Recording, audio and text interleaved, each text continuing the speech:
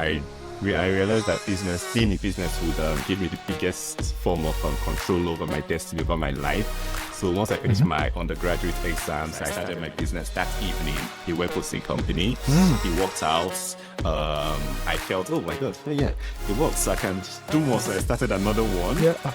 I think the next year, a grill business. The grill, I think it expanded to like 3 or 4. I can't remember how many branches in just like a year or so. I started another business. I just kept starting things up to the point where 2018, when I started this current business, Target ICT, I had about 4 businesses running. Hello, everyone. Welcome back to another episode of Family Man Entrepreneurs. I am here today with Peter Banigo. I am so lucky to have him on. It's going to be such an interesting conversation. He's been through a lot of challenges and learned a lot from them, which means he can talk to us about them and we can all learn from him. It's amazing to listen to him. And apart from that, he started his own business. He has several businesses, and we're going to talk a bit about the challenges, how he's overcome them, and everything family related, and his business as well, and how that can help your business. So it's a wonderful mix of everything that we're about here, about family, business, self-improvement, and most importantly, like learning the lessons in life. We all have challenges, and it's about how you look at those challenges and what you can take from them, and sail through life with that information. So welcome, Peter. I'm very excited to have you here. Thank you for having me, Mark. Yeah. So could you tell me a bit about your background? Let's start a bit with your business and how you got started and what sector it's in. Okay, so my business, I actually started business coming from a family where there were no entrepreneurs, but I think back in 2006, my mom bought me a laptop, so I got interested in tech, and then somehow 2010, after school, due to some things that happened while I was in school and before, I realized that being in business would give me the biggest form of control over my destiny, over my life. So once I finished my undergraduate exams, I started my business that evening, a web hosting company. It worked out. I felt, oh my God, yeah, it worked. So I can do more. So I started another one. Yeah. I think the next year, a grill business. The grill, I think it expanded to like 3 or 4. I can't remember how many branches in just like a year or so. It's like, wow. So after that, I now went for 2013, early 2013, I went for a master's, and the grill failed because of that, because I couldn't pay attention to it. But when I came back, I started another business. I just kept starting things up to the point where 2018, when I started this current business, Target ICT, I had about 4 businesses running. So I think what Target ICT is basically everything I started. I've started a couple of food businesses, but I don't know how to cook till date. So the advantage I had with all those businesses was knowing about tech. I knew how to advertise with tech. I knew how to manage processes with tech and all that. So I realized, and I had people who ran similar businesses ask me those questions. How do I do this? How do I do this? And I'm like, okay, I started Target ICT so I can charge them, like I always say, charge them for answering those questions they asked me. So that's basically the journey to this point. Yeah. Oh, I love that. Very good. Proper serial entrepreneur. I love that. That go-getter attitude already when you were young. Like, yeah, I like this. I'm just going to start a company tonight. Yeah. Brilliant. So could you tell me a bit about some of the challenges you've had with starting your first companies? Because it's, you start and then there's always some issues. How was your attitude towards growing your company and starting other companies as well? All right. So I think the first challenge I had was, like I said, when I went for my master's, left my country and left the grill business failed. So that was because I knew nothing about systems. I knew nothing about processes. I didn't know that you could structure your business in a way that it could run without you being there. So that was why that business failed. And I started learning about that and started implementing that in subsequent businesses. That was the first challenge. The second challenge I had, especially with the first business, was when I started the business, it was online. I was doing it from my bedroom because it was a web hosting stuff, like back 2010 when remote work didn't have a name. So I realized I could just work at any time. I could make money without going into an office or doing a 9 to 5 and all that. And I ended up using my time very badly because everybody around me felt Peter is always available to do this, or Peter is always available to do that because he's free, he has his own business. And that was a mistake I made then. And what I learned from that, what I do now is the same 9 to 5, 8 to 4, or whatever that I'm supposed to be in the office. I try to schedule work in that time zone, so nobody interrupts me, nobody expects me to do anything, or I don't expect myself to do anything that isn't work. Then outside that, I live my life. I don't do any work outside. So I think time, use of time, processes. Then I think starting the new businesses, I think I was too impulsive. Here when I was younger, because like that business I talked about, what happened was my friend was managing a bar. The second business, I programmed the bar. I went to the bar. I saw that they had a grill stand, nothing there. And I was like, so why don't you do it there? And he was like, they had it, but they don't really have anyone that can manage it. I'm like, okay, what if I set it up and rent that space and manage it? You won't believe that. We had a discussion like 8 p.m. that day. By 8 p.m. the next day, the business was set up. Okay. Oh, brilliant. Perfect. So I was really, I was this kind of person that didn't really think through things. I just had this idea and I'm not. Yeah. That's perfect. Well, you know what they say. They say money loves speed. So if you want to do something, you need speed. Yeah, just hanging around. I love that because there's so many people that go, oh, I love this idea. I want to do that. Yes. And then spend the next 2 years going, should I? Yeah, that's a good idea, right? Should I go? Maybe, yeah. So this is like you're the good example over here. This is how it has to be done. Like money loves speed. That is the given. Everybody, your business will tell you that. So wonderful. So you had this. You're managing this. That was and then, around 2012 or thereabouts. Yeah. That was around 2012 or thereabouts. So I think the word they call it, the structure was actually simple. It just buy ingredients in the morning, give it to the person I hired to roast and all that. Then I had someone was just sell. Then it used to work at night. So the next morning I'll just come in. How much did you sell? What's left? I collect my money, give them money to restock. So it was just really sweet business because the margins were like 5 times, 5 times the ingredients and all that. Yeah. So with those margins, I was able to grow really fast. But like I said, I didn't have any processes, so it didn't work out. Yeah. Yeah. So that's something you definitely learned and implemented in your current business. Yes. Is that going correct? Forward, yeah. Okay. Good. Well, I'm glad you learned from that. It's definitely something you see with a lot of businesses that start. That it tends to be chaotic, and then after time, it does take shape or go under, and it's a very good and important lesson to learn.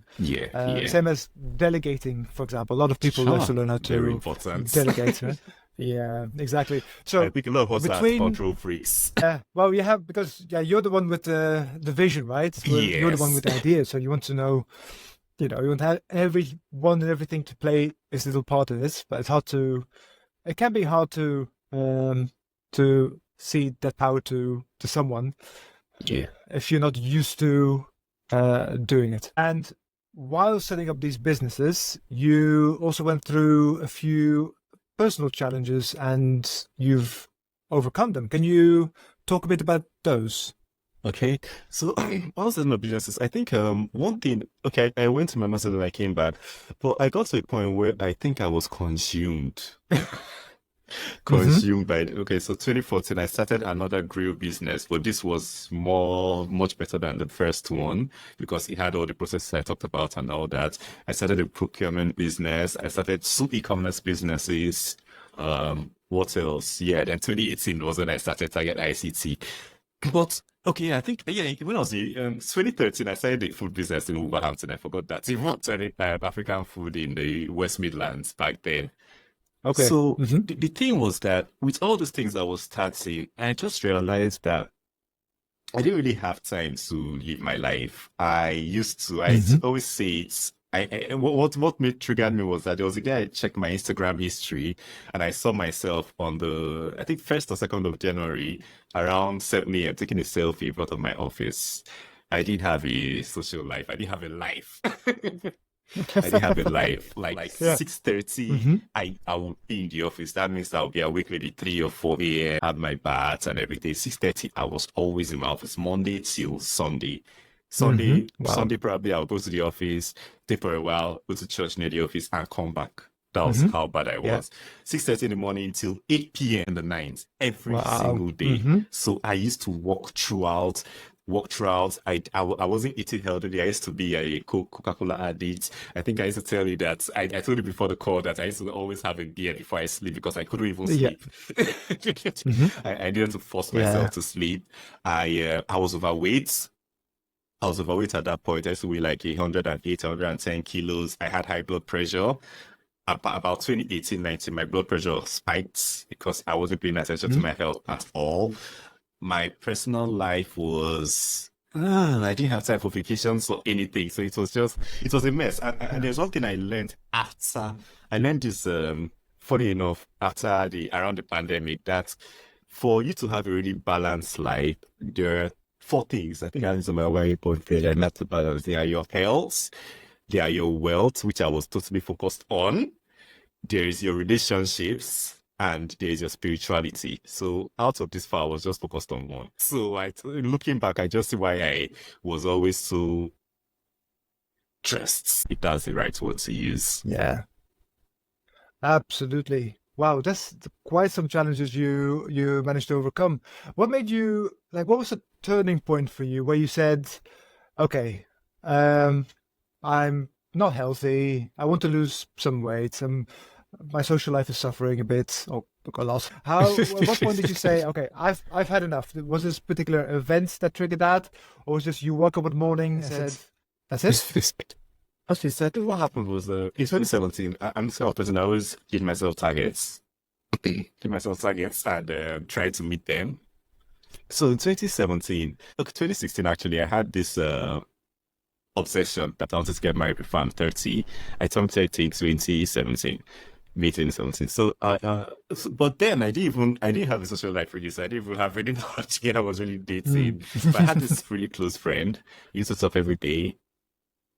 When we were in 2009, we used to talk every single day. Maybe when I'm at work, we're on video call or something. Got married in 2017. March 2017, 2 months before my target, because I wanted to be that target. Yeah, it's true. I love there's a target is still somewhere. Yes.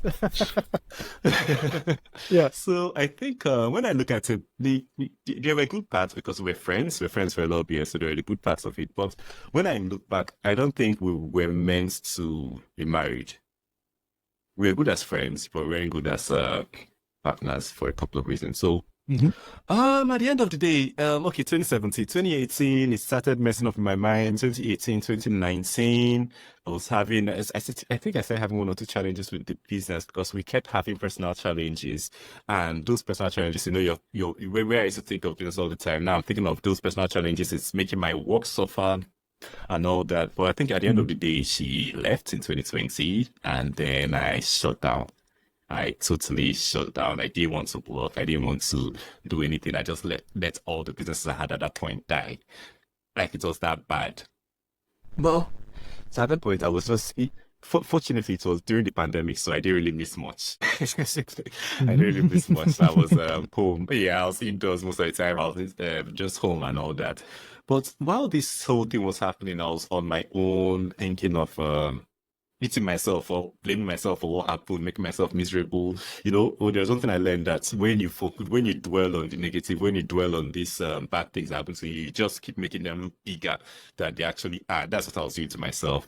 I felt because I came from a family where my parents are still together after like maybe 40 years or so. So I always, that's my vision. I want to be married to someone forever till I die. I don't believe in separations and all that. So I felt like a failure because of that. So I kept beating myself over that. Then the businesses died. I kept beating myself over that too. I had my aunt, my mom's younger sister. I didn't really tell her about what I was going through, but I think she felt it because around that 2020, 2021, she used to call me every single day. I'm an introverted person. I don't really have much, I don't really have friends. I don't really have people I talk to, or I think that's a mistake I made previous nights. I didn't really have anybody I could talk to about what was happening to me.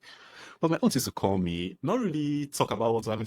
We just cheese. She just gives me, oh, how's it going? What are you doing today? Have you eaten? Just surface cheese. And I got to a point where I always wanted to I always look forward to speaking with her. But sometime in August, she called me, late August 2021, she called me that she was sick. She went to the hospital. I was like, okay, I'll speak to you when you're out. And just be that she passed on. And it was really, really devastating. I think I have her on my calendar in front of me. She's always in front of me, in my room, in my office, everywhere. That's nice. We're that close. Yeah. So what happened was that she's just person that when I talked about her dying, it was sad. But over time, I told myself that I don't think she would feel really bad. I don't think she would have felt any regret because she lived a really full life. She had a family, lovely family, her kids, her husband, they loved each other so much. Her career, she was an accountant and I think so she retired at the top of it. Did anything she wanted to.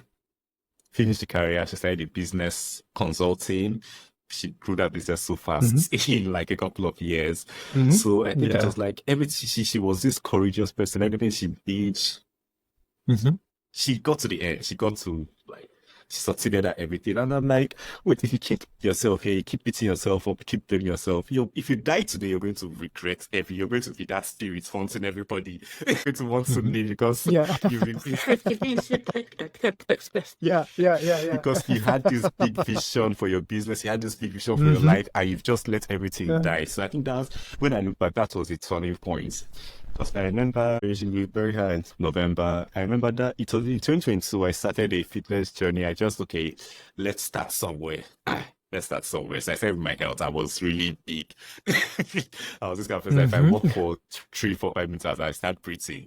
So I was like, let's start the fitness journey. So I started walking every day.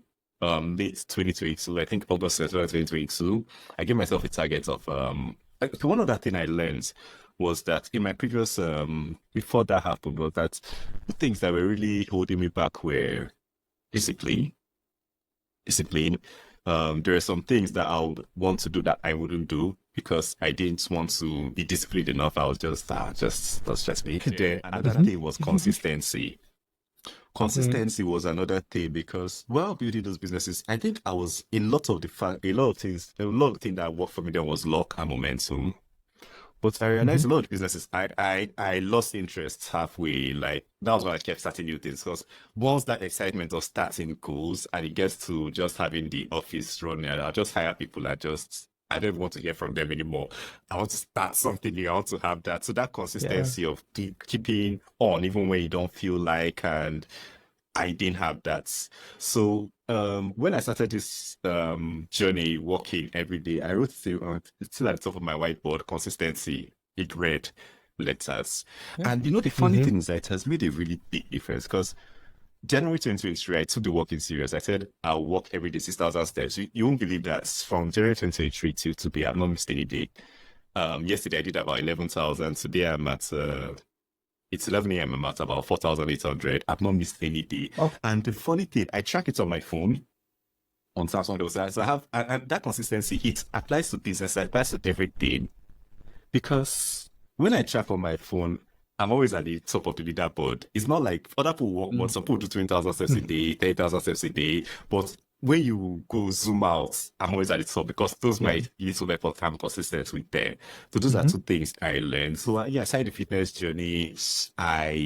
Same 2021 after she died, early 2020. So I decided to look at these things I was doing. I'm like, I have a vision to build a really big business. What is the thing I enjoy most? I didn't even have to think about it because target ICT was it's something that's natural to me. I always say if you wake me up from sleep, I can tell you anything.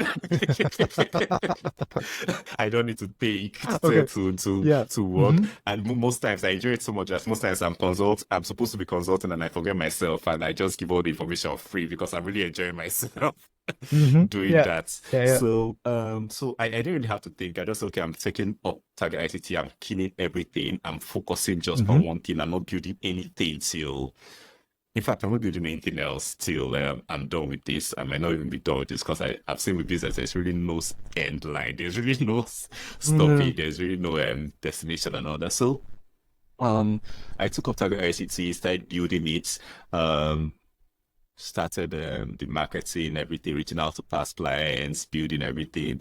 And you know, the funny thing, there's one thing I tell people, especially since last year, 2023, I tell people that before then, I was running 4 businesses at a time. Yes, some were making a lot of money, some were losing money, raising the money from the ones making money to fund the ones losing money. I tell people that now I'm running only one business, and personally, I have more money, personally, to myself than when I had 4 businesses. And it's just so counterintuitive. It's just, it doesn't make sense when you look at it, because you would assume that when you have four, you should have more money. But here, you just have one, you're making more to yourself. I can go on vacation, I can do whatever I want, compared to then when I had 4 stressing me out. So it's a lot of things I've learned that's just... Yeah, for sure. Oh, thank you so much for that explanation. That was... Thank you. That's great. There's a lot to unpack over here. One of the things that's brilliant. I had so many questions coming up. Yeah. One of the things I wanted to ask you is, how did you manage to get that consistency? Because very often, if you go to like YouTube, you go to these motivational videos and whatever it is, there's always about discipline and consistency, but it's not very often about how to actually get there. So how did you just decide, okay, I'm just going to be consistent?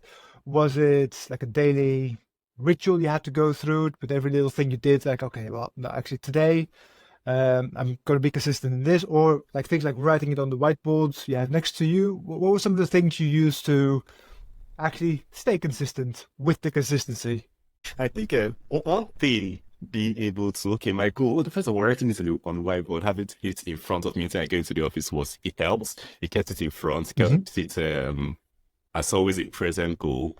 But another thing I've learned is that to be able to do these things, to be able to achieve goals, to be able to get things you want to done, you need to have a level of self-confidence. You need to have a level of belief in yourself. And that belief in yourself, it's built over time. A lot of times just doesn't come up. So when I look back, I think this habit of walking 6,000 steps a day really built that back in me. Because I started it. It was actually a joke. I had a puppy, Lhasa Apso. So I actually got that puppy because I wanted to force myself to leave my house every day. Because, you know, if you don't take your dog out for walks, you're going to tear your house up. Yeah. So that September, I got the dog. It was difficult. At first, I would walk. I had to do my 6,000 steps in like 5 installments, walk for maybe 800 or 1,000, come back, walk, come back, walk, come back. But when I saw that, wait, a month, 2 months, 3 months, I've not missed any day. You said you're going to do 6,000 steps a day, and you are doing 6,000 steps a day. Wow. And how did you do it with other things? I started mostly just to get over extroversion.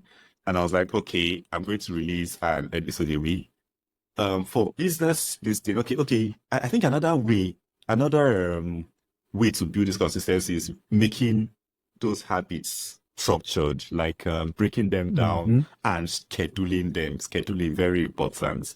So like the walking, if you see, I have a piece of paper here. It's here. So 8 a.m. till 9 a.m. I always walk. Walk. Perfect.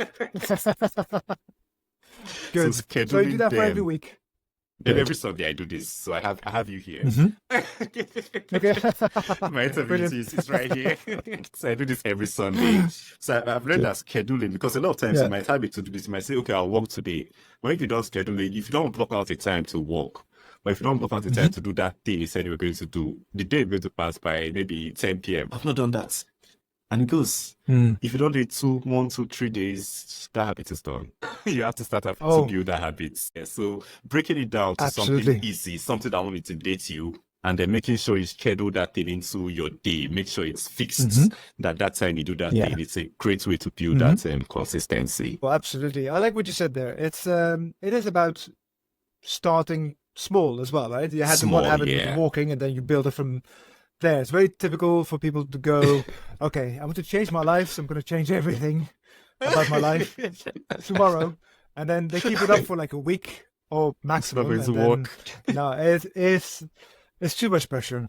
It's going to overwhelm me. Because I remember when I tried to say I was going to exercise every day, so I put this paper on my board, on my door, bedroom door, that before I leave my bedroom, I'm going to do 50 push-ups, 50 jumping jacks, 50, I can't remember this thing. I did it for 2 days and I almost passed out. So that was the end of it. Yeah. Start small and build on that. So build up, you do get, exactly. You feel good about yourself, and then you go like, okay, I can add a bit more. They can add a bit more. Yes. So, it doesn't. The funny thing is always like it doesn't feel like much when you're doing it, but then you look back like, how was I a month ago, 2 months ago? You're like, wow, look how far you've gotten already, right? With the consistency, with all the chasing all the positive habits you want to do. It's amazing how things can grow so fast. Another thing I wanted to ask you is about having good role models. You mentioned your aunt, who seems like she was an amazing woman who, not just with you, but just in her own personal life, with the goals, just being very, when you describe it, she comes across as very authentic, very, I would say uninhibited, but in a good way. Like there's no... She just did what she wanted to do and did it. She lived her life. She knew how to enjoy herself. Exactly. Everything. Exactly. So that's a wonderful role model to have, with somebody that says, okay, I just want to live my life as me, as I want to do the things I want to do and have the fun and have my business or have my job, whatever it is. So how important was it to have that role model in your I think it was, I think getting back on track, it was really important, because I think most times I was getting discouraged. I just take back and because a lot of times, most times when she calls me, it's when she has challenges with her software, whatever. And I learned that from her, because she always, so a lot of times she has these contracts running, and then something happens, and it's like everything, the whole sky is falling, and there is no going back. And she would always power through. She's going to pick the phone and call everybody that has everything that can even help as little as possible. And she always went through like the most challenging things. She went through. I'm like, okay, yeah, she did this, and she did this way, and so why can't I? Why do I want to give up because it's looking difficult? So getting back on track, it's really helped, because I was able to just know that, okay, this person that I talk to, this person I had a special relationship with, has done this, so I can also do this. She's a real life person. She's not a superwoman. She's just another person that was able to, do these things. But I think before we got that close, starting my business, I didn't really have anyone because I didn't have any entrepreneur to talk to. My dad was a journalist, my mom was an English teacher, my entire family were, the whole idea was go to school and get a good job. I think before I go to school, I think the plan was I should be a medical doctor, but unfortunately I saw a photo from one of my friends, the other brother, that was in medical school cutting up cadavers, and I'm like, I'm not going to do that. Okay. So I went from there, I switched to engineering. I actually studied engineering in school before I went into business. Went into business without any role models. But I think before we got close around maybe 2016 or thereabout, or 2015, I can't remember. But before that, my role models were all, and that's something I always recommend to people who already have role models. My whole role models were all books. Business biographies, and those are still my favorite type of books. I think one of my favorites is this What You See Is What You Get by Alan Sugar. Alan Sugar is a UK entrepreneur. I think he Apprentice. The guy on Apprentice. So one of my favorite books was that, because his early career was like my early career, just getting things, figuring out how to sell them, making the money and putting it back in and the whole the hustle and everything. So reading that book, I was like, and he did come from a rich background. Seeing that he was able to do that, you read this and get to where he was. I'm like, okay, it's possible. I read other autobiographies. They are my favorite type of book. I barely read other type of business books. So connecting with their stories and seeing what they had to go through, those are my first role models. And that's what I always recommend. Reading books of people who have done what you want to do. If you don't have anyone you can talk to, yeah. So I think that was my role model journey. Yeah, I love that, and it's good to realize that the people who wrote the books or who the books are about, and the people you admire on TV in terms of businessmen or in interviews, or the people you see with, let's say, huge businesses that will build them up from scratch and that that do good for the world or philanthropic work or any kind of role models you have, they're just people. Like they're not they don't have anything you don't. They're not different from you, right? You can easily do the same. Yes. I would say easily. It's still a lot of work to do, and it's still a lot of work to change your belief system to think, to know that you can do it. That's what holding, I think, from my experience, that's what's holding a lot of people back. The belief that they can't do it, it's only somebody else is special because they got magic they drank something when they were young, they were bitten by a spider somehow and they have magical powers. And the funny thing is that belief system, it's earlier in my career, I used to think it was a lot of just wishful thinking and all that. But over time, I've realized it's actually really true. That belief system is really strong.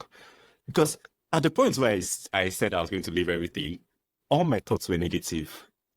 All my thoughts were focusing on what was bad. All my thoughts were focusing on what was going wrong. Yeah. And the results were everything going wrong, everything crashing. Yeah. But when I decided to rebuild, I decided to move. Like, I wake up in the morning and I want to be thankful that I have a lovely home to stay in. Be thankful that I have my internet, I have my plans, just be thankful for everything around me. And when you start your day that way, being thankful, being conscious of what's going right with you, being conscious of abundance of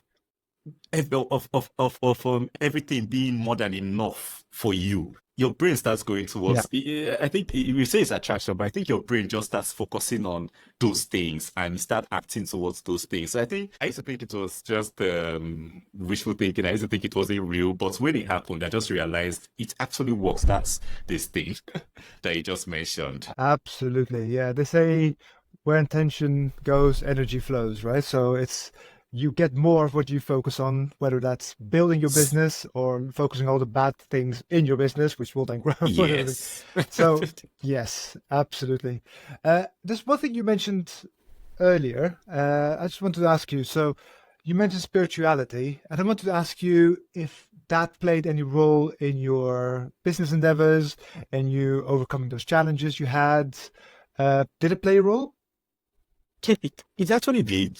The funny thing, the first business I had, I was actually sitting in church when the logo came to me. I don't know how that happened.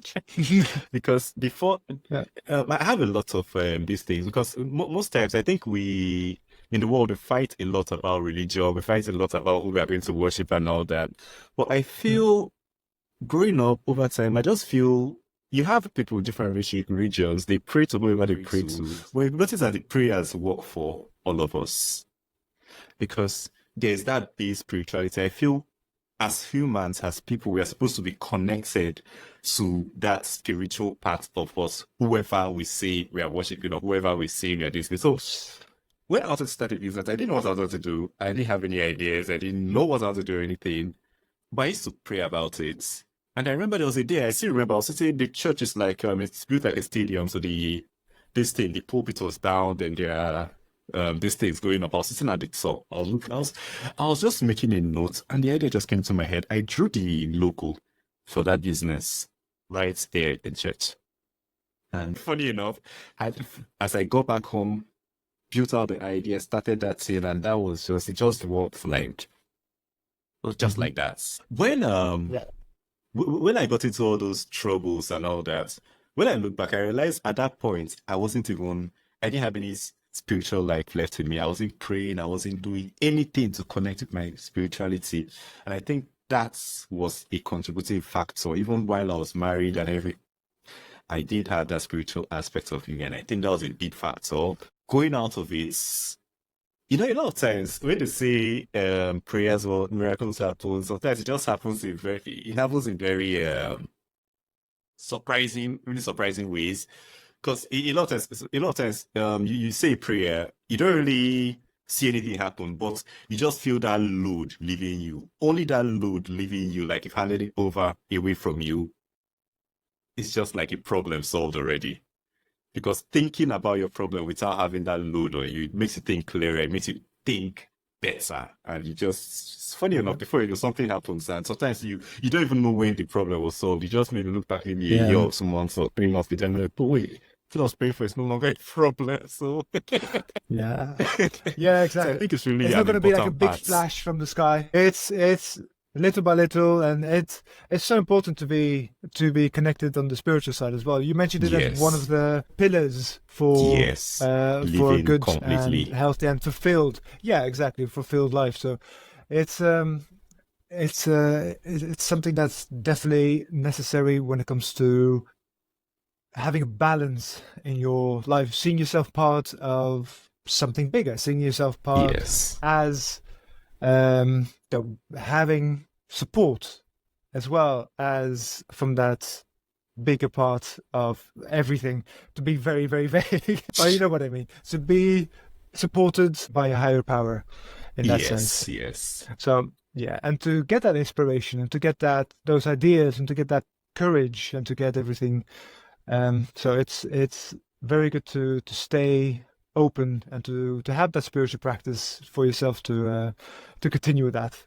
So that's very, very good. So can you, as we're finishing, can you tell me a bit about your current business, your podcast, and where people can find you? And I'll put all the links in the notes below as well.